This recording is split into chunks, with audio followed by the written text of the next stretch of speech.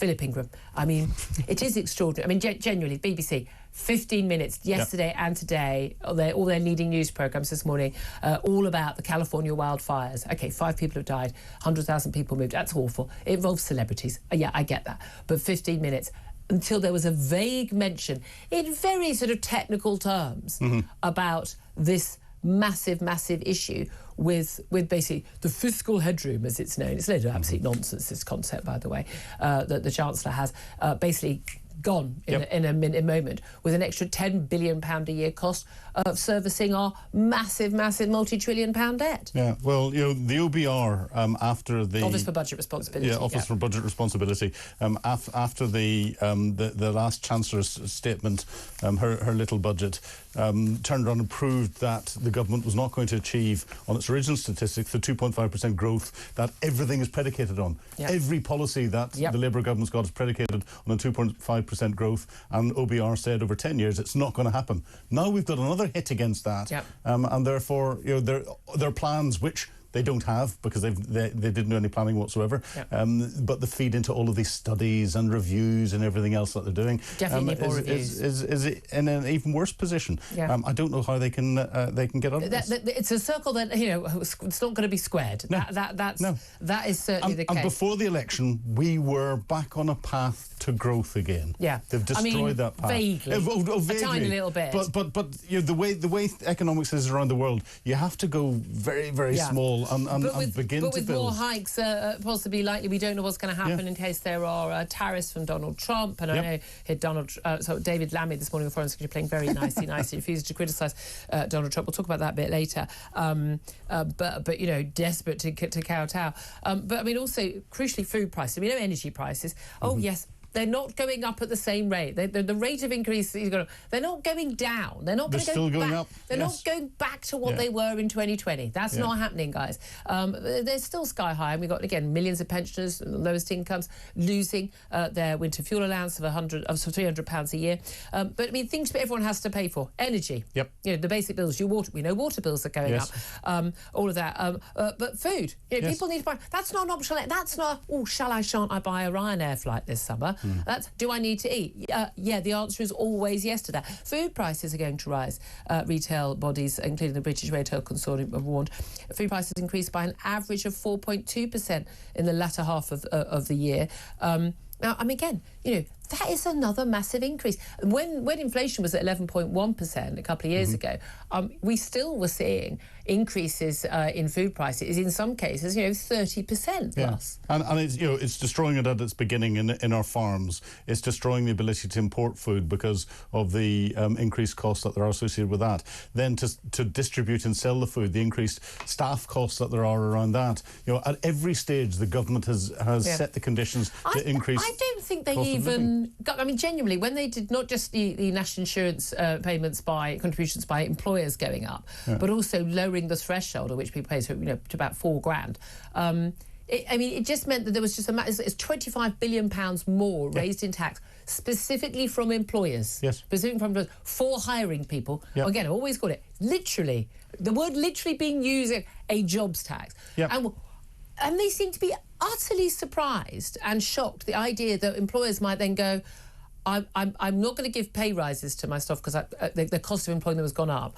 I'm not going to employ more people because I can't afford to employ more people at the margins, and I'm probably going to have to let some people go because I can't afford. Those people don't necessarily give that much extra value to my business, and therefore they're now a cost, not a benefit on the margins. I mean, if any of the people in the cabinet had ever, or in the Treasury, had ever run a business, big or small, I don't care whether you've run a multi-million-pound, you know, international business, or whether you've run a corner shop, understanding stuff vaguely more than some idiot bimbo on the Celebrity Apprentice, you would understand the marginal costs of employing one extra person, and they don't. Well, they haven't got a clue, and it's all down to the P word. Here's where you get very nervous as to which, I am getting nervous. Get ready say. with the dump button, everybody. It's profit. They don't understand profit. They automatically, psychologically translate profit into big wads of cash going to the CEO's pocket. Yes. It's evil. Instead of recognising that profit is used for growth, it's used to increase the number of employees, it's used to increase wages in shops.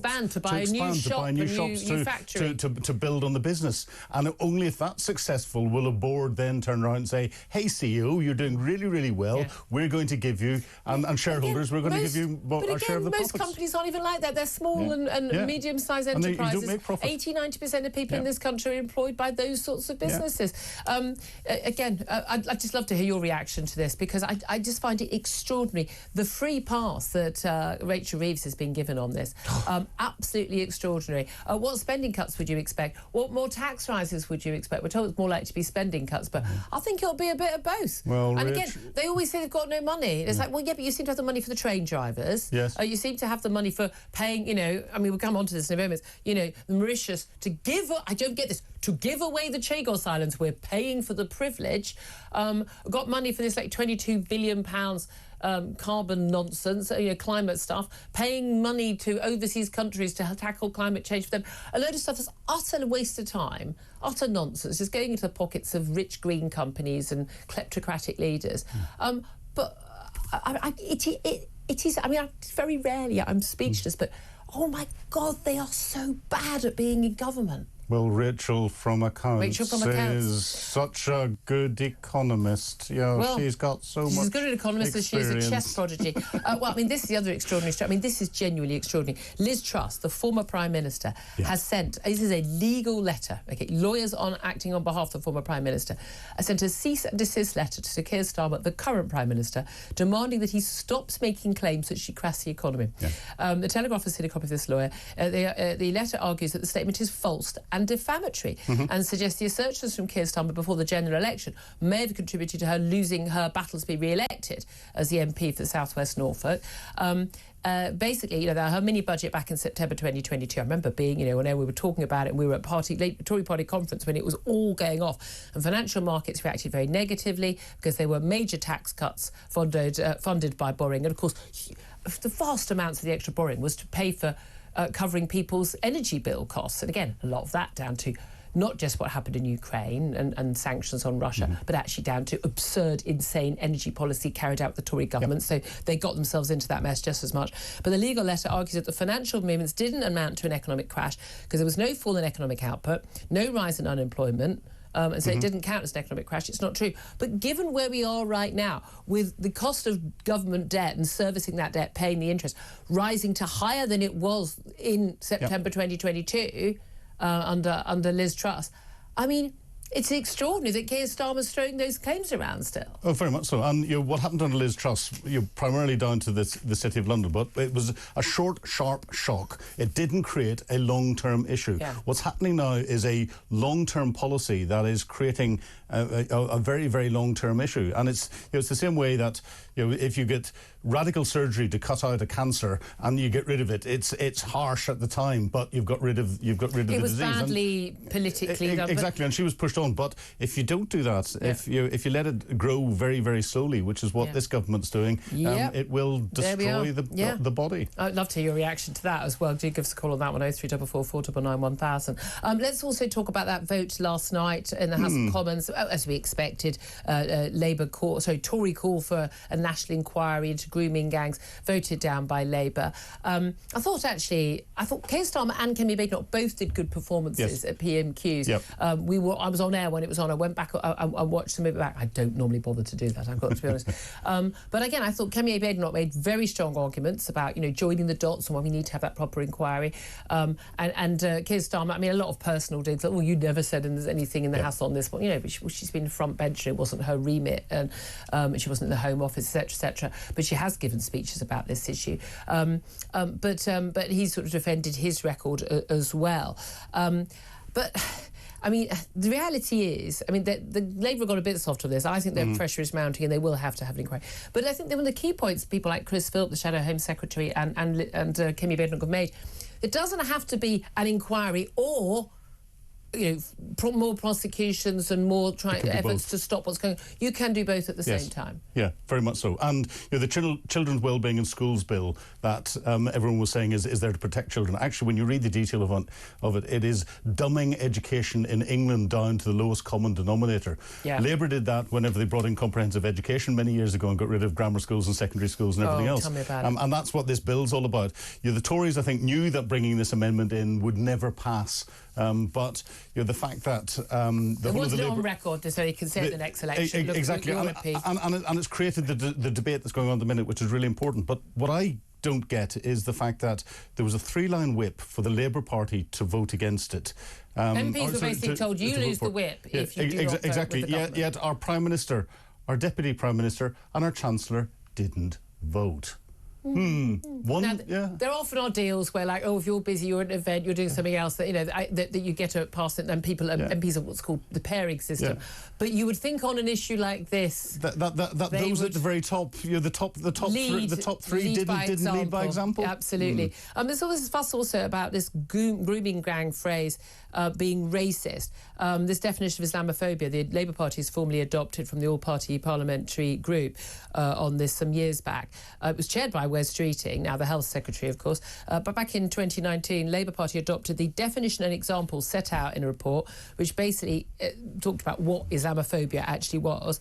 But it included warnings that talking about Asian grooming gangs was just a modern iteration of age-old stereotypes and tropes about Islam.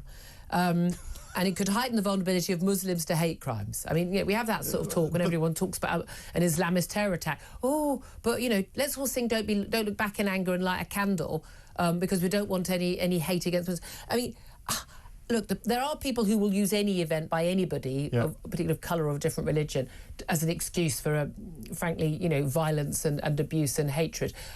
That is not the majority of people in this country by a long way. But there is a real concern that, and Kemi Badenoch raised this yesterday, that, if talking about people who are Asian sex groomers, these Pakistani sex groomers, is an example of Islamophobia, that's exactly why people didn't tell the truth, why people like Anne Cryer and Sarah Champion, two Labour MPs who did raise this issue, were basically labelled as racist. And Andrew Norfolk, the reporter from The Times, who was so wary about writing this in the first place, because everyone shouted racist at him. Yeah. There's nothing racist about the fact that, because it's a fact, these child rape gangs, I hate the word grooming, my dog goes for grooming, child rape gangs were primarily Pakistani Muslim men. Full stop. Those are accurate labels. From actually a very small part. Yes, of a very Pakistan. small part, and a very small part of Pakistan. And you put it into the overall statistics of the number of child abuse cases there are across the UK, it is a relatively small statistic. But the fact that the horrific attacks this particular group carried out over a long period of time, and the cover-ups because of people's sensitivities. The key thing was they were not arrested and prosecuted because of their ethnicity and their religion. Exactly. Let's just talk just finally about the latest NHS figures that have come out in the last hour. And we are seeing that, and I know Mike Graham announced this just after 9:30, that last year, 2023, saw the busiest year on... 2024, sorry, I get confused. Yes. Busiest year on record for A&E and ambulance services. Flu continuing to pile pressure on hospitals. There was an average of 5,407 patients a day in hospital with flu last week, 256 of those in critical care. It's 3.5 times higher than the same week last year. Again, we have different rates of flu different years. Sometimes we lose, 10,000 people to flu. Sometimes we lose 5,000 people to flu. Sometimes we lose millions. Spanish flu. Well, exactly. This is what happens. I mean, again, I hate to tell it to people, but before 2020, people did still die. But a number of trusts this week, I think more than 20 have declared critical incidents. But the crucial thing is they're saying, more people in. But the reality is, if we get a bad flu bug, and we know that lots of bugs like RSV and flu and others have come back with a vengeance because they were sort of dampened down because the COVID was the dominant bug for a couple of years. COVID's still around as well. But we also have an ageing population. I mean, we're going to have to expect that we're going to have more people who are critically hurt by these sorts of bugs, because it is largely the elderly who are most at risk. We have more elderly people. My parents, baby boomer generation, now in their early 80s, they are, they're prime candidates for this. And you know, there are more older people, there will be more demand on A&E. Why is the government, why is the NHS, why is everybody surprised, not just by January every year, by winter diseases every year, but also by the fact that the demographics that we've been seeing for 60 years, 80 years, show that there are going to be more old people and therefore greater demand. And there's two other factors in here. It's very difficult to get a GP's appointment unless you book 3 months ahead. But the other thing is the out-of-hours doctor services that there are in different areas are co-located with A&Es. My local one is co-located with the A&E. So you walk in, you book into A&E, you get triaged by a paramedic, you then get to see a nurse, and the nurse decides whether you go into the proper emergency bit of A&E or you go and see the duty GP that they've got there. And therefore, to see a GP, you have to get booked in and become an A&E statistic. Yeah, what a surprise.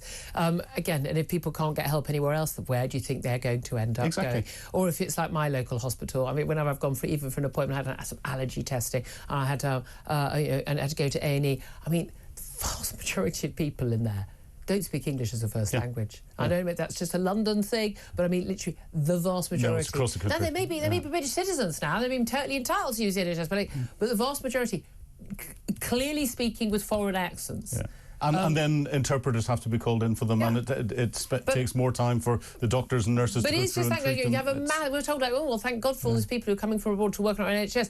Maybe we wouldn't need quite so many if there weren't so many people here living from abroad. I know we want to be a big, big international city and everything, an international country, but there comes a point when you just go, really? Like, I'm in my capital city, and I'm one of the few people in this waiting room who speaks English as a first language. I think that's strange. I think that's something that's worth sort of looking into. But there we are. Philip Ingram, always, as I said, great to have your company and all your common sense. Lots more we didn't get to. I know you've got strong views on the Chagos Islands because we've just got to spare $9 billion to give to the Mauritians while we give them, not even give them back, just give them the Chagos Islands. They've never owned them. They're ours. But we'll talk about that. We'll talk about many other topics coming up. And I want to get to your calls, particularly about Rachel Reeves, apparently crashing the economy.